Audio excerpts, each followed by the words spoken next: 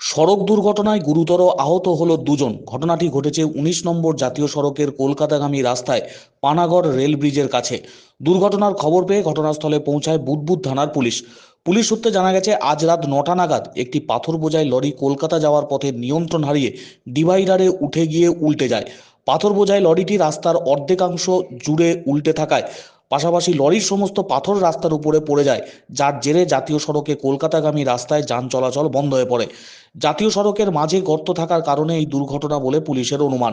ঘটনাস্থলে বুদবুদ থানার পুলিশ পৌঁছে ক্রেনের সাহায্যে লরিটিকে অন্যত্র জায়গায় সরিয়ে রাস্তার উপর পড়ে থাকা পাথর সরানোর কাজ শুরু করে এবং যানবাহন চলাচল যাতে স্বাভাবিক হয় তার জন্য তৎপরতা শুরু হয়েছে পুলিশের তরফে।